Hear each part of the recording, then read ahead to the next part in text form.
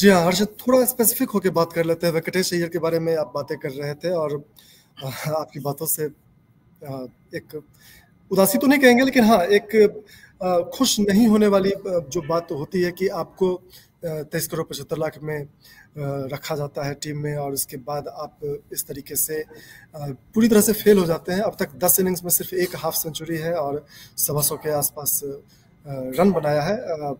To be precise, total run उन्होंने अभी तक जो बनाए हैं 142 बनाए हैं इस सीजन में, और एक हाफ सेंचुरी है। 139 का स्ट्राइक रेट है।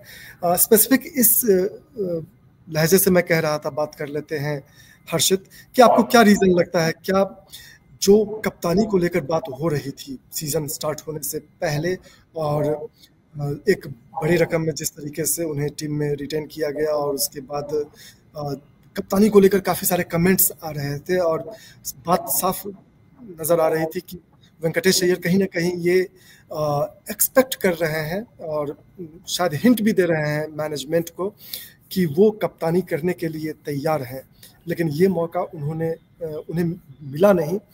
शाहरुख खान, किंग खान तक बात पहुंची नहीं वेंकटेश अय्यर की। ब्लूज हमने भी नहीं सोचा था शायद कि अजिंक्य रहाणे चॉइस होंगे, लेकिन बाद में खबरें आने लगी थी कि अजिंक्य रहाणे कंटेंशन में है और वो कप्तान बन सकते हैं। तो क्या ये वेंकटेश अय्यर के लिए एक बड़ा झटका रहा, और ये इतना बड़ा झटका रहा कि वो अपने इंडिविजुअल परफॉर्मेंस को भी संभाल नहीं सके? यही वजह है कि वो लगातार एक के बाद एक खराब इनिंग्स खेल रहे हैं। बहुत स्पेसिफिक होकर सवाल आपसे पूछ रहा हूँ मैं हर्षित। ये नहीं सर, मुझे नहीं लगता कि कैप्टनसी का कोई फैक्टर रहा हो, बिकॉज कैप्टनसी की बात अगर है तो वेंकटेश अय्यर का जो आप प्रदर्शन की बात कर रहे हो, वेंकटेश अय्यर ने जब 2021 में आईपीएल डेब्यू किया था सेकंड हाफ में, तब उन्होंने एक बहुत अच्छा प्रदर्शन किया था सेकंड हाफ में, स्पेशली जब टूर्नामेंट दुबई में खेला गया था, यूएई में खेला गया था। As an opener Venkatesh Iyer ने बहुत अच्छा प्रदर्शन किया था, बट अगर आप पिछले 3 साल भी देखें, 22, 23, 24, तो वेंकटेश अय्यर के बल्ले से कुछ खास प्रदर्शन आया नहीं है कभी भी। तो मुझे पहला सवाल सरप्राइज ये था कि आपने क्या देखकर वेंकटेश अय्यर को 24 करोड़ रुपए में रिटेन किया, उनसे ऐसा क्या फैक्टर देख रहे हैं? आपके लिए मैं मानता हूँ वो ऑलराउंडर थे, बट पिछले 2 सीजन में तो उन्होंने बॉलिंग भी नहीं कराया था। तो as a pure batter 24 crore रुपए उस प्लेयर को देना जो इंडिया की T20 स्कीम ऑफ थिंग्स का पार्ट भी नहीं है, वहां पर मेरे लिए बिल्कुल सेंस नहीं बनाता था। और आपने जो कैप्टनसी का बात करेगा, वेंकटेश अय्यर कैप्टनसी की वजह से उनके प्रदर्शन नहीं आ रहा है, तो ये बहुत शर्मनाक बात है कि आप अपनी पर्सनल अचीवमेंट को प्रायोरिटी रख के टीम को नहीं देख रहे हैं। ठीक है, अगर कैप्टनसी देखा, अगर वेंकटेश अय्यर के साथ देखिए, इस टीम में वाइस कैप्टन है वेंकटेश अय्यर, बट पिछले मैच में जब अजिंक्य रहाणे इंजर्ड होकर गया तो कैप्टन वाइस कैप्टनसी की रिस्पॉन्सिबिलिटी उन्हें नहीं, सुनील नरेन को दी गई थी, क्योंकि केकेआर का मैनेजमेंट उन पर इतना ट्रस्ट अभी कर नहीं रहा है परफॉर्मेंस वाइज, वरना मुझे कोई रीजन नजर नहीं आता। नहीं, माफ कीजिएगा, बीच में आपको टोक रहा हूं। वो शायद उस टाइम में फील्ड में अवेलेबल नहीं थे वेंकटेश अय्यर, जिसकी वजह से सुनील नारायण को रिस्पॉन्सिबिलिटी दी गई टू लीड द टीम, जब रहाणे जब इंजर्ड हुए थे, और उस टाइम में वेंकटेश अय्यर अवेलेबल नहीं थे इन द मिडिल।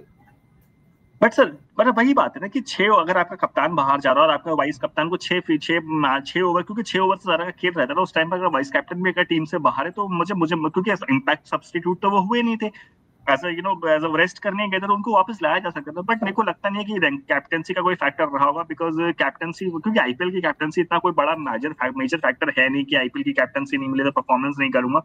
तो मैं इस चीज को बिलीव नहीं करता, और अगर ये फैक्टर रहा होता तो केकेआर उन्हें ड्रॉप कर देता अभी तक, बिकॉज अल्टीमेटली अगर आप कैप्टनसी की वजह से, कैप्टनसी का फैक्टर ध्यान में रख के आपका परफॉर्मेंस नहीं आ रहा है, आप अपने पर्सनल माइलस्टोन्स को ऊपर रख के खेल रहे हैं, तो आप इस टीम में फिर प्लेइंग 11 में जगह डिजर्व नहीं करते। तो मुझे नहीं लगता कि कैप्टनसी वाला जो फैक्टर आप बात कर रहे हैं वो ऐसा रहा होगा वेंकटेश अय्यर को। मतलब देखिए, मुझे sir as a proper T20 batter तो वो कभी नजर नहीं आए, क्योंकि T20 बैटर की जो आप बात करते हैं, जिस तरह की बैटिंग की हम अभी इस पूरे टूर्नामेंट में यशस्वी जायसवाल की बात करिए, वैभव सूर्यवंशी की बात करिए, फॉर दैट मैटर इस मैच के पर्टिकुलर में, तो वहां पे देखिए T20 के जो अप्रोच होता है, चौके छक्के किसी भी बॉलर के अगेंस्ट कभी भी किसी भी पॉइंट ऑफ टाइम में मारने की जो कैपेबिलिटी होती है, that makes more sense for a T20 batter, but Venkatesh Iyer में कैपेबिलिटी में नजर नहीं आती है।